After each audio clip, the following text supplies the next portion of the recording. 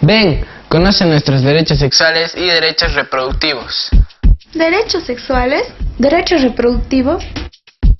¿Qué están viendo? Pero mami, ¿nunca escuchaste hablar de los derechos sexuales y derechos reproductivos? Mire señora, no tiene nada de malo de hablar de nuestros derechos sexuales. Cuando hablamos de ello, hablamos de nuestro cotidiano vivir, de las relaciones con nosotros mismos, con nuestra familia, amigos, amigas y con la sociedad en general. Y vale aclarar que esto lo hacemos desde el momento en que nacemos hasta que morimos. Y nuestros derechos reproductivos están relacionados a nuestra reproducción. Y no solo es eso, es nuestra decisión de cuándo tener o no hijos e hijas, de cómo cuidarnos y qué métodos anticonceptivos usar. El informarnos no es tarde, conocer está en nuestras manos, porque sus y mis derechos sexuales y derechos reproductivos es nuestra responsabilidad y la tuya.